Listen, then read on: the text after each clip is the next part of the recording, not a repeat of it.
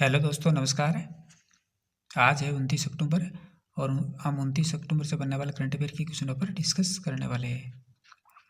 अगर आप हमारे चैनल पर नए हैं तो चैनल को सब्सक्राइब करें, वीडियो को लाइक करें, शेयर करें और कमेंट करें। चलिए आज की क्लास को स्टार्ट करते हैं। 47वां आसियान शिखर सम्मेलन किस स्थान पर आयोजित किया गया था? 47वां आसियान शिखर सम्मेलन किस स्थान पर आयोजित किया गया था? तो ये किया गया मलेशिया के अंदर। कहाँ किया गया? मलेशिया के अंदर। ऑप्शन नंबर 3 इसका राइट आंसर हो जाएगा।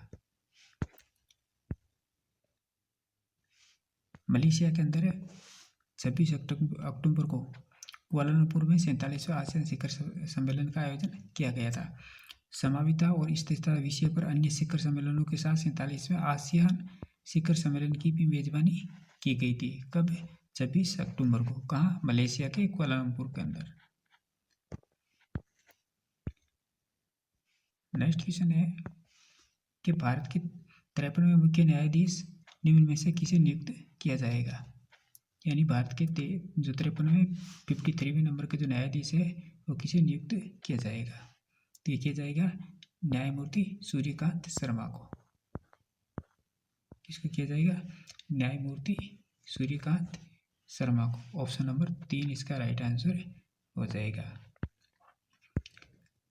27 अक्टूबर को CJI BR गवई, यानी जो अभी वर्तमान में है वो है BR गवई,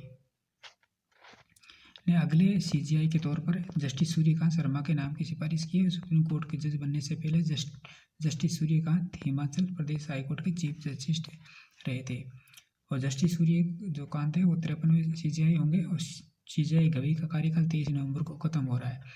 तो जस्टिस सूर्यकांत 24 नवंबर को शपथ लेंगे और 9 फरवरी 2027 तक इस पद पर बने रहेंगे और 9 फरवरी 2027 को रिटायर हो जाएंगे। तो उनका कार्यकाल लगभग 14 महीने का रहेगा।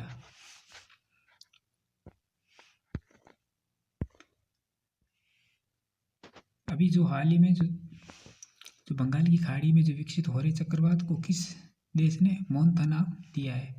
बंगाली खाड़ी में विकसित हो रहे चक्रवात को किस देश ने मोन्था नाम दिया है? तो ये दिया है थाईलैंड ने। इसके द्वारा दिया गया है थाईलैंड के द्वारा। ऑप्शन नंबर 4 इसका राइट आंसर हो जाएगा। बंगाल की खाड़ी में विकसित हो रहे चक्रवात मोन्था, थाईलैंड ने ये नाम दिया है। मोन्था थाई भाषा का शब्द है जिसका अर्थ है सुगंधित फूल या सुंदर फूल होता है और इसकी नामकरण जो प्रक्रिया है वो उत्तरी हिंद महासागर क्षेत्र में आने वाले चक्रवातों के नाम जो 13 सदस्यीय देशों के द्वारा बारी बारी से रखे जाते हैं, जिनमें थाईलैंड भी एक देश है। इस नाम का उद्देश्य यानी तूफान का जो नाम रखने का उद्देश्य है वो संचार को आसान बनाना है, रिकॉर्ड रखना और आम जनता के अंदर जागरूकता को बढ़ाना है। ये इसका प्रमुख उद्देश्य है।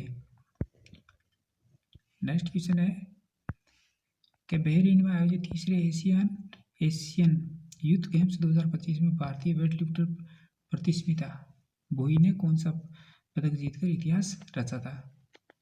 बहरीन में आयोजित तीसरे एशियन यूथ गेम्स 2025 में भारतीय वेटलिफ्टर प्रतिस्मिता ने भोई ने कौन सा पदक जीता है?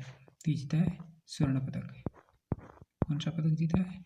स्वर्ण पदक। ऑप्शन नंबर 1 इसका राइट आंसर हो जाएगा। भारतीय भारोत्तोलक प्रतिस्पर्धा भोई ने शानदार प्रदर्शन के साथ एशिया यूथ खेलों में विश्व रिकॉर्ड के साथ स्वर्ण पदक जीता और उन्होंने खेलों में देश को तीसरा स्वर्ण पदक दिलाया और प्रतिस्पर्धा ने क्लीन एंड जर्क और कुल वजन में यूथ का विश्व रिकॉर्ड भी बनाया है।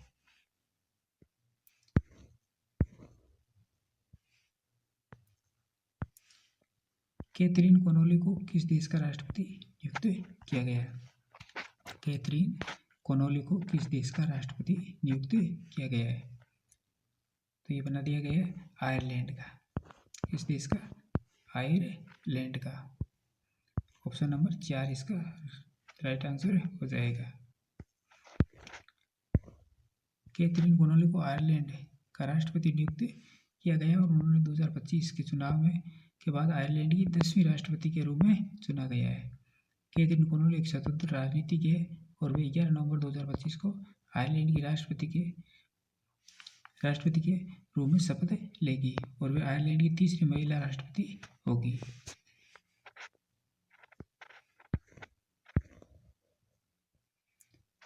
किस देश ने 27 अक्टूबर 2025 को JPYC नामक दुनिया का पहला येन पैक्ड स्टेबल कॉइन आधिकारिक रूप से लॉन्च किया है?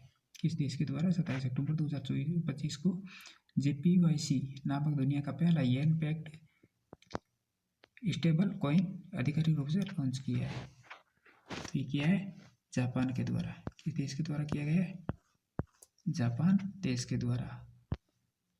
ऑप्शन नंबर 3 इसका राइट आंसर हो जाएगा।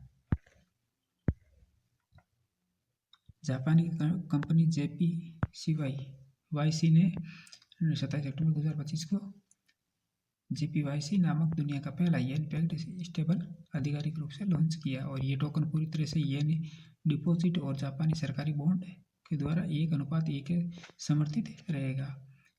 इसको जारी करता है टोक्यो स्थित स्टार्टअप JPYC INC और समर्थन। ये टोकन जापानी येन और सरकारी बॉन्ड से पूरी तरह से समर्थित है। उद्देश्य इसे अंतर्राष्ट्रीय भुगतान और स्टार्टअप के लिए एक सस्ता, तेज और सुरक्षित डिजिटल माध्यम बनाना है।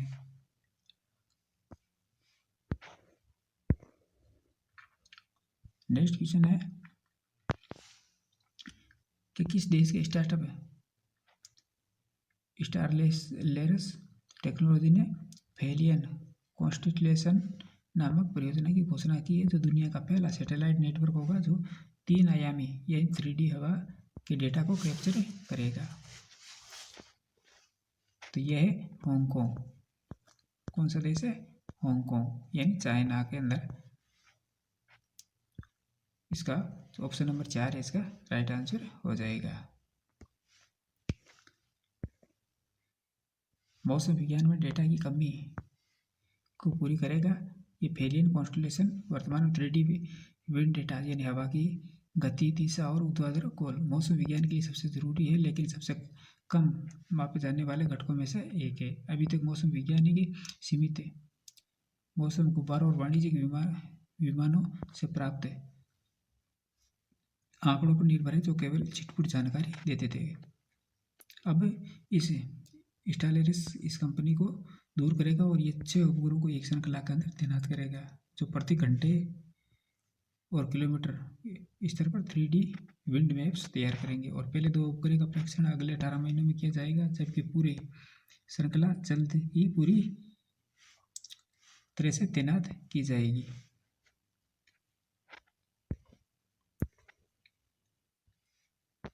नेक्स्ट क्वेश्चन है कि भारतीय नौसेना IPRD 2025 के कौन से संस्करण की मेजबानी करेगी? भारतीय नौसेना IPRD 2025 के कौन से संस्करण की मेजबानी करेगी? तो ये करेगी 7वें संस्करण की। कौन सा संस्करण? 7वें संस्करण की। ऑप्शन नंबर 4 इसका राइट आंसर हो जाएगा। इंडो पैसिफिक रीजनल डायलॉग यानी IPRD 2025 के 7वें संस्करण की मेजबानी भारतीय नौसेना के द्वारा की जाएगी और ये कॉन्फ्रेंस 28 से 30 अक्टूबर तक नई दिल्ली के अंदर होगी और 30 से ज़्यादा देशों के डेलीगेट्स इसमें शामिल होंगे। और ये कॉन्फ्रेंस समुद्री सुरक्षा से जुड़ी, स्ट्रेटजी, डिप्लोमेसी और कॉरपोरेशन से जुड़ी एनुअल इंटरनेशनल कॉन्फ्रेंस है। और ये कार्यक्रम नौसेना के नॉलेज पार्टनर के रूप में नेशनल मैरीटाइम फाउंडेशन की पार्टनरशिप में होगा।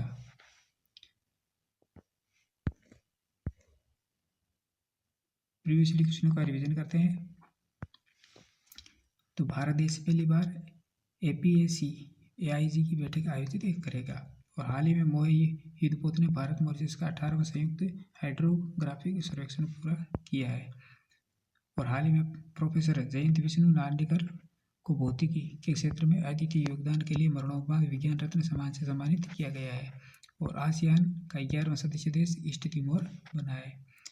रूस देश ने दुनिया की पहली न्यूक्लियर पावर्ड मिसाइल गुरुस्तनी का सफल परीक्षण किया है। और ग्लोबल फाइनेंस द्वारा एसबीआई बैंक को दुनिया का सबसे अच्छा कंज्यूमर बैंक 2025 घोषित किया गया है। तो दोस्तों ये थी हमारी आज की क्लास। इसी प्रकार के महत्वपूर्ण प्रश्नों के साथ कल फिर मिलेंगे। तब तक के लिए धन्यवाद।